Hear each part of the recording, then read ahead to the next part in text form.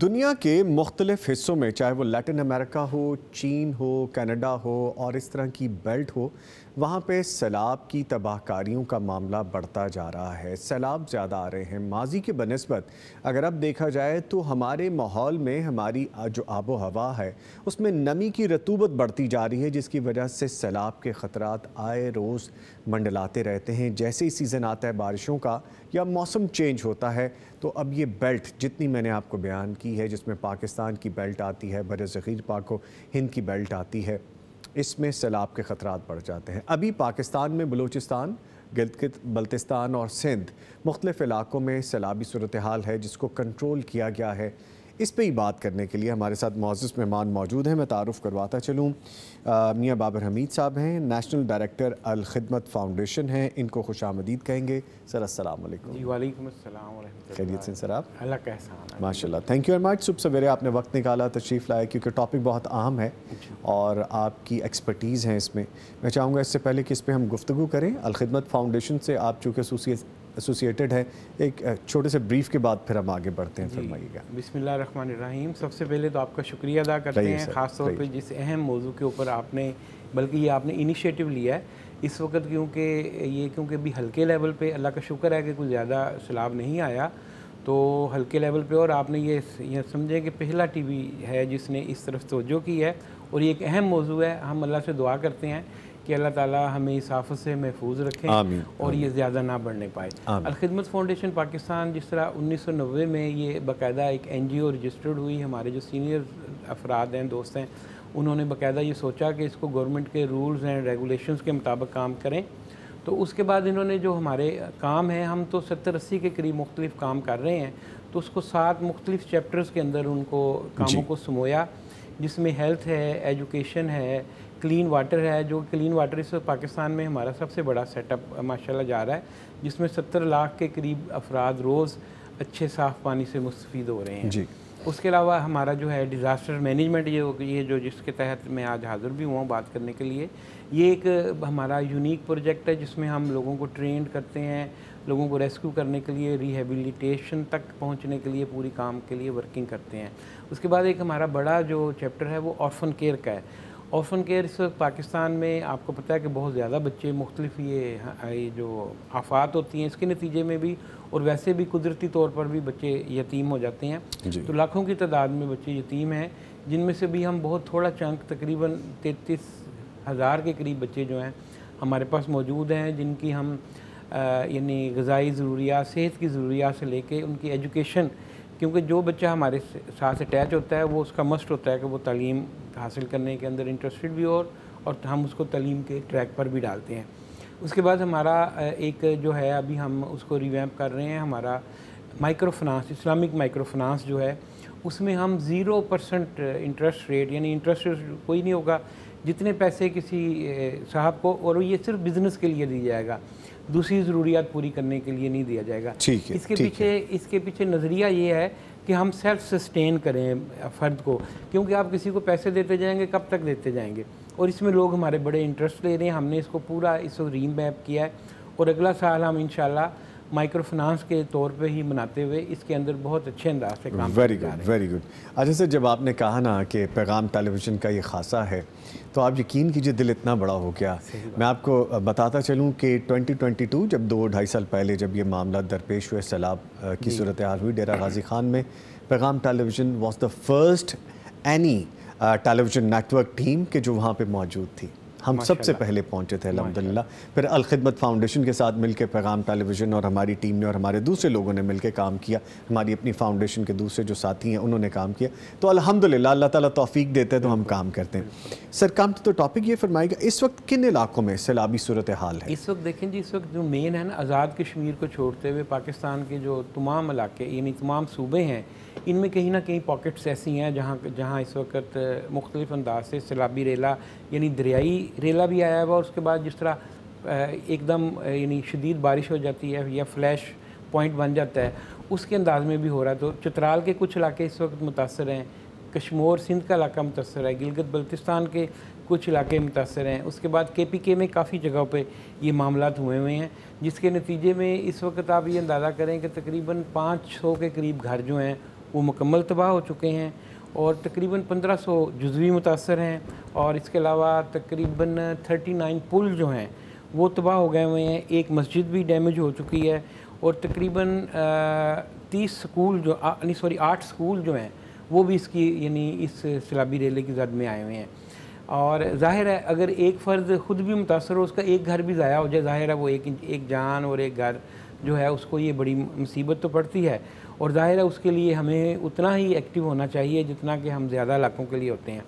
تو ہم اللہ سے دعا کرتے ہیں کہ یہ جو معاملات ہیں یہ کنٹرول رہیں اور یہ زیادہ نہ بڑھیں۔ اس سلسلے میں ہم نے جو معاملات اس طرح چلاتے ہیں کہ ہم نے اپنی پچھلی ہسٹری پاکستان کے معاملات کو دیکھتے ہوئے 39 جگہوں پر ہم نے ایک کوئک رسپانس سینٹرز بنائے ہوئے ہیں امدادی کارروائیوں کے لیے۔ باقاعدہ وہ سینٹرز قائم ہیں جو یعنی سارا سال جہاں ہمارے ٹرینڈ افراد موجود ہوتے ہیں، وہاں ہم نے ریسکیو کے لیے اس علاقے کی جو ضروریات ہیں اس کے مطابق یعنی اشیاء رکھی ہوتی ہیں، جس میں کشتیاں شامل ہیں، لائف جیکٹ شامل ہیں، اور چیزیں جو بھی ضرورت پڑتی ہے، یا اگر کوئی پہاڑی علاقے ایسے ہیں جہاں پہنچنا مشکل ہے تو وہاں ہم نے ایک بائکس بھی بنا کے رکھی ہوئی ہیں جن میں کہ اس طرح کا سامان جو ہے وہ بالکل ہر وقت موجود ہوتا ہے۔ یعنی الخدمت فاؤنڈیشن امدادی کارروائیوں میں اور سرگرمیوں میں یہ چیزیں کر رہا ہے وہاں پہ۔ اچھا سر، جیسے آپ فرما رہے تھے نا، آپ مجھے 2 سال پیچھے لے گئے۔ جی، آپ نے کہا جس کا ایک گھر ڈسٹرب ہے اس کی پوری فیملی ڈسٹرب ہے۔ آپ یقین کیجئے جب ہم لوگ ٹیم پہنچے تھے پیغام ٹیلی ویژن کی، ہمیں وہاں پہ لوگ روک رہے تھے جن کے پانیوں میں گھر ڈوبے ہوئے تھے، اور وہ باہر دور ٹیلوں پہ بیٹھے تھے، کسی کے تن پہ پورا کپڑا نہیں تھا، کسی کے سر پہ چھاؤں نہیں تھی، کسی کو کوئی الرجی ہو چکی تھی، بچے بیمار ہو رہے تھے۔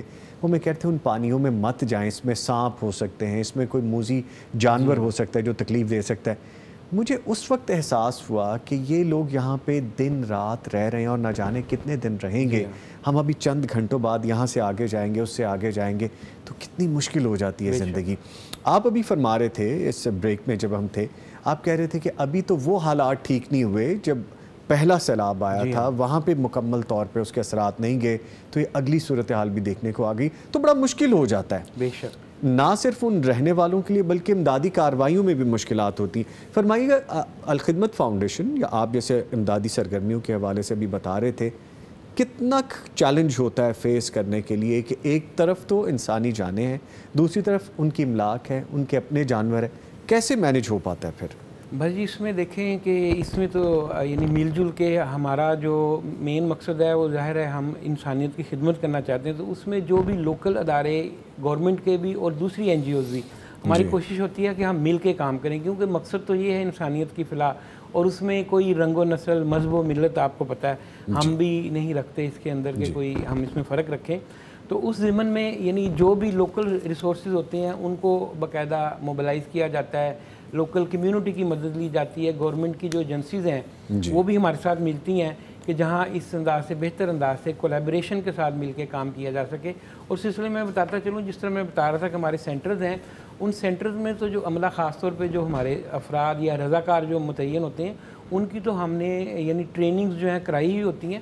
اس کے علاوہ ہم اس وقت تقریباً 60,000 جو افراد ہیں ان کی باقاعدہ ایسی ٹریننگز کرا چکے ہوئے ہیں، جو ہم نے یہ پچھلے یعنی سال کے عرصے کے دوران ہم نے تقریباً 300 کے قریب ٹریننگ کیمپ کروائے والنٹیئرز کے، ٹھیک ہے، جس میں اور وہ اس میں ہم نے 112 کی بھی مدد لی۔ ان کے باقاعدہ جو انسٹرکٹرز ہیں، ویریفائڈ انسٹرکٹرز، وہ آتے ہیں، وہ آ کے پورا ہمیں گائیڈ کرتے ہیں، اور ان کی زیر نگرانی ہم اپنے پورے جو ہمارے دوست ہیں، ہمارے رضاکار ہیں، ان کو ٹرینڈ کرتے ہیں۔ والنٹیئرز کو لوگوں میں جذبہ ہے، جی ہاں ماشاءاللہ جی، وہ تو یہ ہے، یہ بڑی خوبصورت بات ہے۔ میں چاہوں گا اس کو ہم کنٹینیو کریں۔ ہمارے ایک اور مہمان ہمیں جوائن کر چکے ہیں لائن پہ، لیکن یہ بات کرنے والی ہے، ڈسکس کرنے والی، انسپریشن مل سکتی ہے سر اس سے بہت زیادہ۔ ہمارے ساتھ موجود ہیں جی پروفیسر عبدالرحمان شارق صاحب، جنرل سیکرٹری الفلاح فاؤنڈیشن، ان کو خوش آمدید کہیں گے اپنے پروگرام میں۔ پروفیسر صاحب السلام علیکم۔ وعلیکم السلام ورحمۃ اللہ وبرکاتہ۔ سر کیسے ہیں، ٹھیک ہیں آپ؟ اللہ کا شکر ہے جی, آپ سنائیں, ٹھیک ہیں الحمدللہ. اچھا سر, جب کوئی ایسا ڈیزاسٹر ہو جائے, خدا نہ خواستہ کوئی ایمرجنسی صورتحال ہو جائے, تو آپ بھی ماشاءاللہ پیش رہتے ہیں اپنی جماعت کے ساتھ. یہ فرمائیے گا کہ الفلاح فاؤنڈیشن نے ماضی میں ملک بھر خصوصاً جنوبی پنجاب میں بھرپور امدادی سرگرمیاں سر انجام دی ہیں. اس کے بارے میں کچھ بتائیے گا, کیونکہ ابھی ہم 2 سال پہلے کی ہی بات کر رہے تھے کہ جب اس وقت صورتحال تھی تو کس طرح پیغام ٹیلی ویژن اور دوسرے لوگوں نے اور دوسری ٹیموں نے مل کے کام کیا. آپ بھی وہاں پہ موجود تھے, فرمائیے گا. میں سب سے پہلے تو شکر گزار ہوں آپ کا, آپ نے موقع دیا پیغام کے توسط سے. چلو فاؤنڈیشن, الفلاح فاؤنڈیشن کا پیغام لوگوں تک پہنچے. ہمارے ساتھ آپ کے بھائی بھی آئے ہوئے ہیں, ماشاءاللہ بڑا کام ہے ان کا بھی. جو بھی رفائی تنظیمیں ہیں, فاؤنڈیشنز ہیں, ماشاءاللہ بڑے جذبے کے ساتھ اس کام کو کر رہی ہیں, صرف اللہ کی رضا کے لیے. تو جہاں تک یہ تعلق ہے, حالیہ جو 2 سال پہلے سیلاب آیا, اس میں شروع میں تو اتنی امید نہیں تھی کہ اتنا زیادہ سیلاب آئے گا اور یا اتنی زیادہ تباہی ہوگی. لیکن الحمدللہ ہم یہ پاکستانی عوام کو بھی اس بارے میں بہت زیادہ ان کی شکر گزار ہیں, جنہوں نے بھرپور اس مسئلے میں ان مستحقین تک اپنے تعاون کو پہنچایا. جی, اس میں ہماری طرف سے ماشاءاللہ جب سیلاب آیا, نوجوان تھے ہمارے, یوتھ فورس کے دستے تھے, پہلے وہ پہنچے. پھر الفلاح فاؤنڈیشن کی طرف سے تقریباً ہم نے 1.5 ارب کے قریب اس ساری کی ساری سیلابی پٹیوں میں امدادی سامان پہنچایا. اس میں خیمہ بستیاں, ان کے راشن تقسیم, پکا پکایا کھانا. پھر کام جو ہم نے کیا, 500 گھرانوں کی تعمیر میں مقامی ٹیمیں کاران تھے, ان کے ذریعے سے باقاعدہ ان گھروں کی تعمیر ہوئی, ان کی نمبرنگ ہوئی, ان کی لسٹیں بنی, اور بعد میں ان مستحق افراد سروے عمل چابی بھی دی گئی. جی, تو ابھی وہ بحالی کا سلسلہ ابھی فارغ ہوئے ہیں. جی, تو اس کے بعد جو روٹین میں جو ہمارے کام ہے ماشاءاللہ وہ بھی سب کے سامنے ہے, اور ان کاموں میں تیزی طرف آ رہی ہے. ابھی میں پچھلے مہینے تھر کے علاقے میں تھا, جو وہاں ہمارے فراہمی آب کے منصوبے چل رہے ہیں ماشاءاللہ. تقریباً 1000 پلس سے یہ پچھلے سال سوا سال میں منصوبے پہنچ چکے ہیں, فراہمی آب کے منصوبے. اس میں چھوٹے بھی ہیں, چھوٹے ہینڈ پمپ ہیں, بڑے ہیں, ٹیوب ویل ہیں, ٹینکی ہیں, ساتھ اور بھی بڑا کچھ وہاں پر ہم نے ماشاءاللہ اس تھر کی عوام کے لیے کی ہے. ابھی چولستان میں علاقے ہیں, ان میں بھی کام شروع ہے. ابھی یہ جو تازہ جو بارشیں آئی ہیں, سر آپ سن رہے ہیں میری بات؟ جی جی بالکل بالکل. ابھی جو یہ تازہ جو پچھلا جو اسپیل آیا ہے, یہ 10-15 دن پہلے میں ڈیرہ غازی خان میں گیا تھا, راجن پور کی پٹی میں. وہاں باقاعدہ دوستوں سے مل کے آئے ہیں کہ کیا وہاں کی صورتحال ہے. کل ہی ہماری میٹنگ تھی 106 راوی روڈ میں, ہماری جو مرکزی کابینہ کی میٹنگ تھی کہ اب یہ جو حالیہ جو اسپیل آج سے شروع ہو رہا ہے 26 اگست سے, جس میں تمام اضلاع کو پوری لسٹ ہے ہمارے پاس, جہاں جہاں انہوں نے ہنگامی صورتحال کی وہ کاشن بھی دے دیا, اعلان بھی کر دیے گئے ہیں. تو ابھی انشاءاللہ اس کے بارے میٹنگ ہوئی ہے, تمام ٹیمیں الرٹ کر دی گئی ہیں کہ یار اللہ نہ کرے اگر پھر دوبارہ وہی صورتحال ہوتی ہے. جی, کیونکہ اس وقت میں سمجھتا ہوں کہ ملکی حالات بھی معاشی طور پہ بڑے ابتر جا رہے ہیں, عوام بھی بڑی پیسی ہوئی ہے. میں نہیں سمجھتا کہ ہماری قوم اس وقت کسی بڑے ایسی ہنگامی صورتحال کی متحمل ہو سکتی ہے. ٹھیک. اچھا پروفیسر صاحب, سوری ٹو کٹ یو, جو جنوبی پنجاب کی صورتحال ہے, ہم اس پہ ابھی بات کر رہے تھے, ہمارے ساتھ موجود ہیں میاں بابر حمید صاحب بھی, آپ سن رہے ہوں گے. ابھی جو صورتحال ہے جنوبی پنجاب کی, میں چاہوں گا وہ بھی بیان کر دیجئے کہ اب چیزیں کیسی ہیں, بیکاز پہلے والے جو سیلاب کے بعد سے ابھی تک معاملات بہت زیادہ بہتر نہیں ہوئے, ابھی تک وہ اثرات باقی ہیں جن کو ٹھیک کرنے کی کوشش کی جا رہی ہے. یہ فرمائیے گا. اس میں کوئی شک نہیں جی, جن لوگوں کا نقصان ہوا, جی آپ دیکھیں نا جی کہ ایک بندوں نے پوری زندگی لگا کے گھر بنائے. جی, اب جو ان کی زمینیں ہیں, گھر ہیں, مکانات تھے, دکانیں تھی, جو ساری کی ساری تباہ ہوئی. ظاہر ہے وہ 1.5-2 سال کے عرصے میں وہ مکمل ہونا ان کا بڑا ناممکن ہے, تو وہ مکمل نہیں ہو رہی ہیں. ابھی کام ابھی جاری ہے, اور اس کو میرے خیال میں مزید کچھ سال چاہیے. حکومتی جو وعدے تھے وہ بھی پورے نہ ہو سکے ان کے ساتھ, صرف لسٹیں اور کاروائیاں ہوئی ہیں, لیکن اس کے بعد عملی طور پہ ان کا کچھ بھی نہیں ہو سکا. لیکن جو ہماری فاؤنڈیشنز ہیں وہ ماشاءاللہ اپنے محدود وسائل کے اندر رہتے ہوئے ان تک ان کی ریکوری کرنے کی کوششوں میں لگے ہوئے ہیں. ٹھیک, صورتحال ابھی ویسے ہے. جی, اچھا ٹھیک ہے، ایک آخری کویشچن پروفیسر صاحب، یہ فرمائے گا سیلاب کے دوران جو پناہ گاہوں کی فراہمی، جیسے آپ ابھی فرما رہے تھے کہ خیمہ بستیاں بنانی، اور وہاں رہائش پذیر افراد کے لیے کون کون سے اقدامات ضروری ہو جاتے ہیں؟ کیونکہ سچویشن ایک دم جب چینج ہو، ایک فیملی ہے وہ گھر سے بے گھر ہو جائے، سر پہ سائبان نہ رہے، تن پہ کپڑا نہ رہے، کھانے کے لیے کچھ میسر نہ ہو، تو کیا اقدامات فوری ضروری ہو جاتے ہیں؟ دیکھیں جی، جو خیمہ بستیوں کی بات ہے نا، اس میں تو کوئی شک نہیں ہے کہ ایک بندے کو جو اللہ تعالیٰ نے گھر دیا ہے، جو وہاں اس کو سکون حاصل ہے نا، وہ کسی اچھی سے اچھی جگہ پر بھی نہیں مل سکتا. یہ انسانی ایک فطرت ہے. اب یہ جو خیمہ بستیاں لگتی ہیں، یہ تو بالکل اس طرح کا ماحول نہیں ہوتا جس طرح بندے کے گھر میں ہوتا ہے. تو سب سے پہلی چیزیں اس میں دیکھی جاتی ہیں کہ ان کو سیکورٹی دی جائے، بالخصوص خواتین کو پردے کا انتظام ہو، ان کے رہنے کے لیے، سونے کے لیے ایک الگ سے ان کے لیے جگہ اور سیپریشن ہو. دوسری چیز ہے ان کی ضروریات، اس میں کھانا ہے، دیگر چیزیں ہیں. کھانے کے ساتھ ساتھ پھر آگے جو نہانے کے مسائل ہیں، جو واش رومز کے مسائل ہیں، یہ بہت بڑے مسئلہ بن جاتا ہے بندوں کے لیے اور فیملیوں کے لیے بڑا مسئلہ بن جاتا ہے. اور اسی طرح تیسری اور اہم چیز کھانے کے بعد وہ ہے ان کے علاج معالجے کا مسئلہ، کہ جہاں جہاں سیلاب آئے گا وہاں پر بیماریاں بھی آئیں گی. جی بالکل، نئی نئی بیماریاں شروع ہو جاتی ہیں، ان کے پھر علاج کو مینٹین کرنا بڑا مسئلہ بن جاتا ہے. ان تین چیزوں کا خیال کرنا ان عارضی قیام گاہوں میں یا پناہ گاہوں میں یا خیمہ بستیوں میں بڑا ضروری ہوتا ہے. ٹھیک ہے.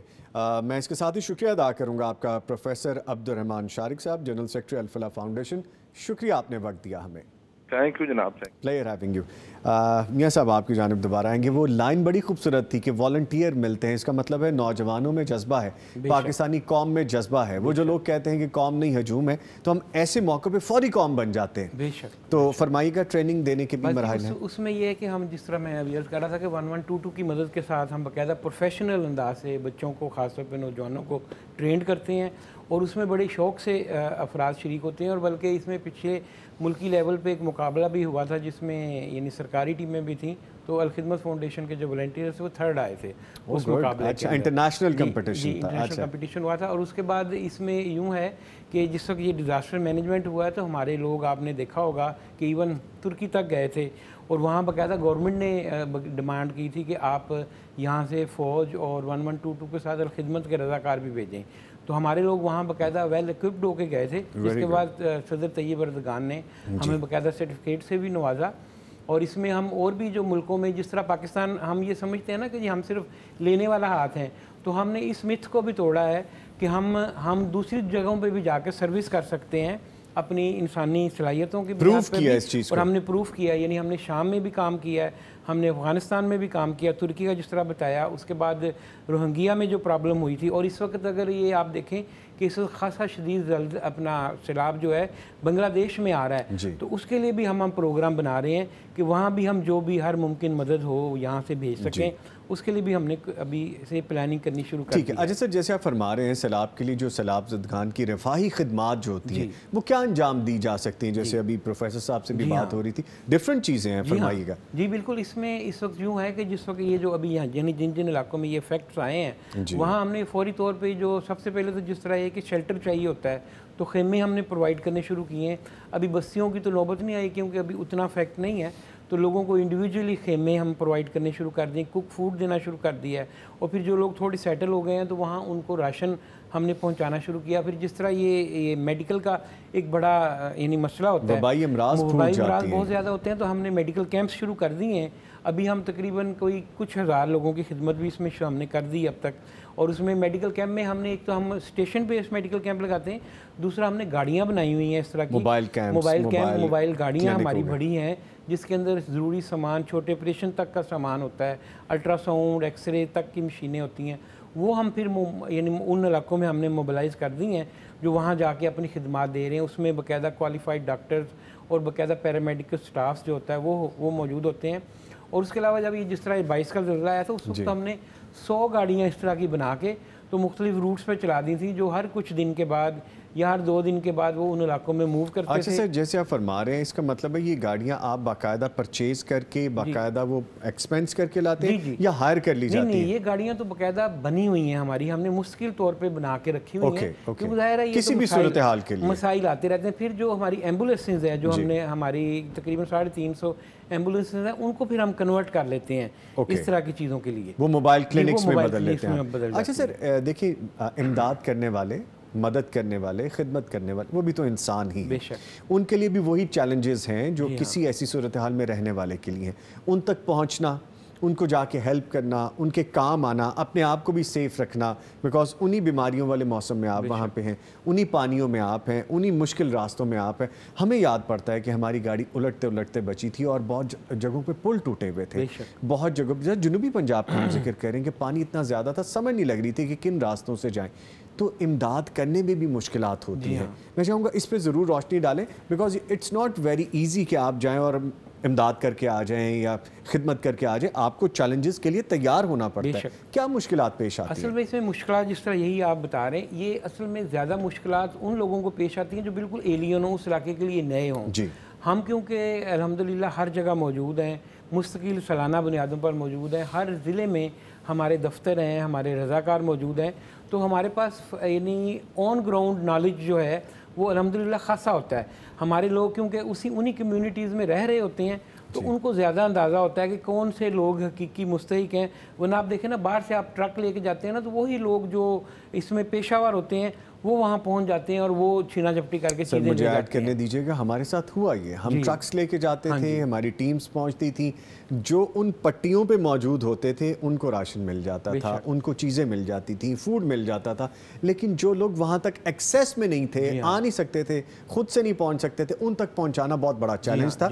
میں چاہوں گا اس پہ بھی روشنی ڈال دیں. جی ہاں، اس میں دیکھیں باقاعدہ ہم نے اس سیلاب کے اندر تو کشتیوں کے اندر بھی جا کے جہاں جہاں لوگ موجود تھے وہاں سامان پہنچایا. جس طرح میں نے بتایا نا کہ ایک فرسٹ ہینڈ نالج الحمدللہ یہ ایک ہمیں بڑا اعزاز ہے کہ ہمارے جو کیونکہ رضاکار پورے ملک میں موجود ہیں، گلیوں محلوں میں موجود ہیں، تو وہ ہمیں ہمارے ساتھ پورا تعاون کرتے ہیں.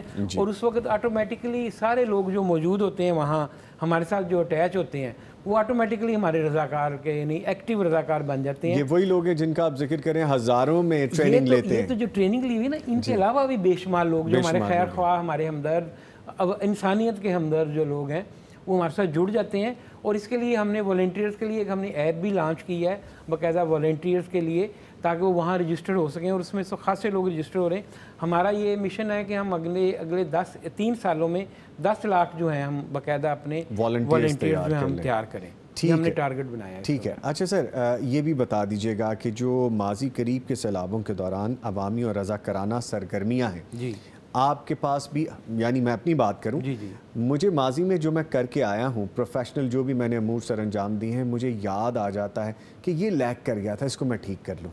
اگر کسی کی امدادی سرگرمیوں کے حوالے سے ہم بات کریں تو آپ کا چونکہ فوٹے ہے، آپ کو کون سی چیزیں ایسی ہیں کہ جو آپ سمجھتے ہیں کہ اچھا یہ لاسٹ ٹائم رہ گیا تھا، اب یہ نہیں ہونا چاہیے؟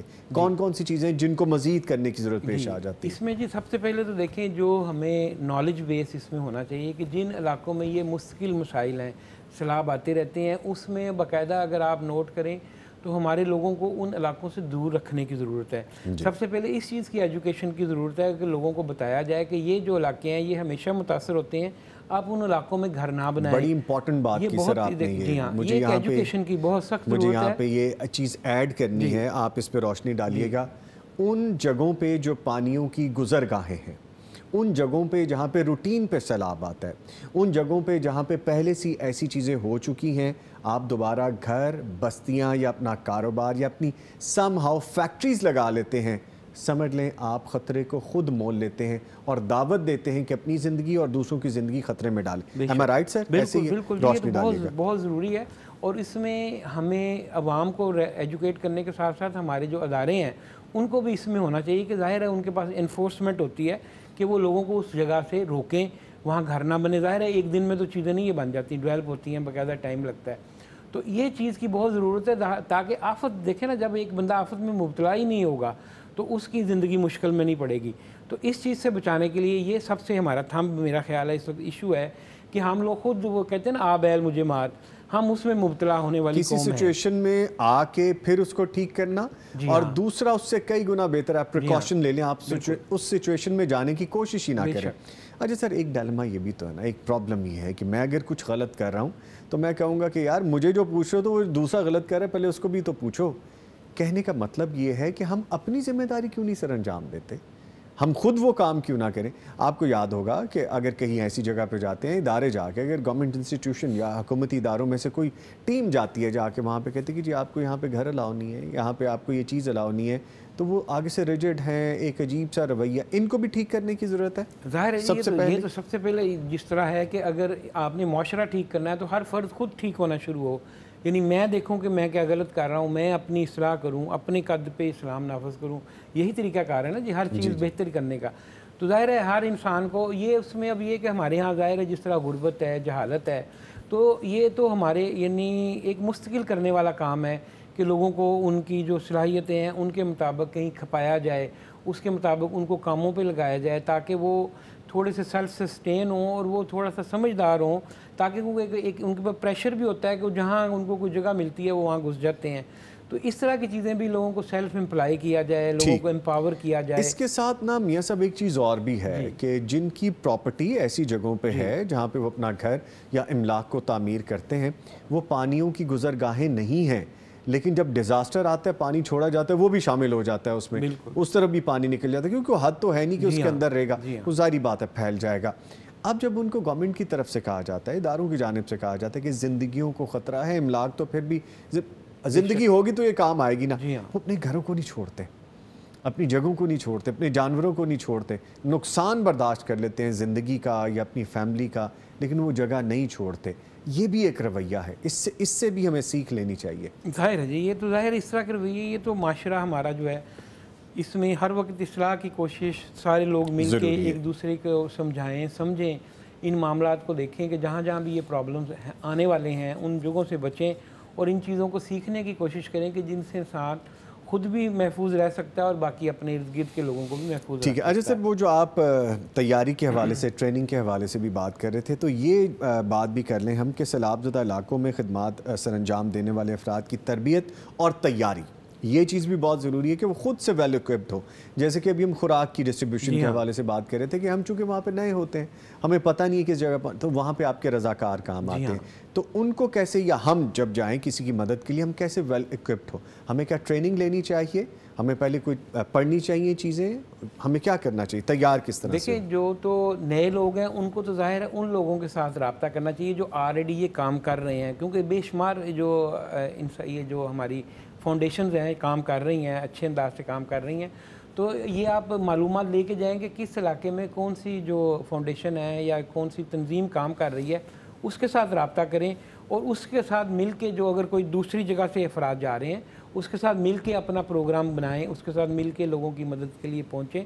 اور یہ جو جس وقت ٹریننگ ہو رہی ہوتی, ٹریننگ میں لوگوں کو باقاعدہ سیلابی ریلے میں کشتی کیسے چلانی ہے وہ سکھائی جاتی ہے, ایون جو خیمہ ہے اس کو لگانے کی تربیت دی جاتی ہے. ظاہر ہے خیمہ ایک عام آدمی فوراً فٹ نہیں کر سکتا, اور وہ خیمہ لگانے کی تربیت دی جاتی ہے. لوگوں کو ٹیوب پھینک کے کس طرح نکالنا ہے یا رسے کے اوپر سے کس طرح لوگ ایک جگہ سے دوسری جگہ لوگوں کو لے کے پہنچنا ہے, اس طرح کی ساری ٹریننگ جو ہیں یہ آن گراؤنڈ جو ہے ہم جو اپنا جو وہاں سٹاف متعین ہے جو رضاکار اس علاقے میں, خاص طور پہ یہ سیلابی افیکٹڈ ایریاز ہیں, ان کو باقاعدہ سال میں 1-2 کیمپس اس طرح کے لگتے ہیں جس میں وہ لوگ یہ سیکھتے ہیں کہ کس انداز سے کام کرنے. پھر اس کے بعد جو افیکٹڈ ایریاز ہیں یہ وہاں کے باقاعدہ لوگوں کی لسٹیں بنی ہوتی ہیں اور ان تک پہنچنے کی پوری کوشش ہوتی ہے کہ اس علاقے میں اتنی بستی تھی, اتنے افراد یہاں رہتے تھے, اتنے باہر آ گئے ہیں, اتنے ابھی بھی وہیں ہیں, تو ان تک ان کی خوراک پہنچانا یا جو اہم ضروریات ہیں وہ سارے یہ کوشش کی جاتی ہے کہ اس کو ساتھ ساتھ مینٹین کیا جائے,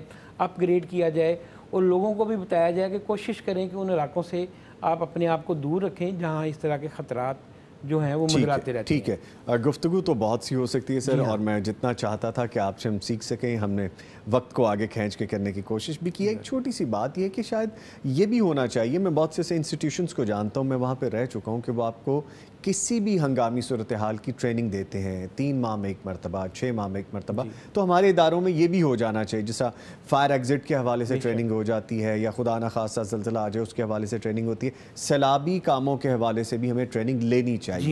ہمیں کچھ ڈیلیور کرنے کے لیے بھی کوشش کرنی چاہیے. Sir thank you very much, آپ کے آنے کا بہت شکریہ. ہمارے ساتھ موجود رہے جناب میاں بابر حمید صاحب, national director Al-Khidmat foundation. Sir player having you, سیکھنے کا موقع ملا. جاتے جاتے 2 چیزیں میں آپ کو کہتا جاؤں کہ ایک اوسط आबी बुखारात का दरिया तकरीबन 2000 किलोमीटर लंबा और 500 किलोमीटर चौड़ा जबकि तकरीबन 3 किलोमीटर गहरा होता है, लेकिन इस पर मज़ीद ये बड़ा भी हो सकता है। कुछ आबी बुखारात के दरिया तो 5000 किलोमीटर से भी ज़ायद लंबे होते जा रहे हैं। इसमें आप और मैं शामिल हैं ये करने में। हम जितना पोल्यूशन फैला रहे हैं और जितना मौसम चेंज हो रहा है, जितनी गर्मी हम बनाते जा रहे हैं, तो वो आबी बुखारात ऊपर जाते जा रहे हैं, नमी ज़्यादा होती जा रही है। तो फिर ये जो दरिया पानियों के इकट्ठे हो रहे हैं आबी बुखारात की सूरत में आसमानों पे, उन्होंने जब बरसना है तो फिर हमें ये भुगतना पड़ेगा। अपने लिए जो हम कर रहे हैं वो तो हम भुगत रहे हैं, अपने आने वाली नस्लों के लिए क्या कर रहे हैं ये हमें सोच के जाना होगा। छोटा सा मैसेज है जी, इसके साथ ही एक वक्फा लेते हैं, उसके बाद दोबारा हाजिर होंगे। हमारे साथ रहिएगा।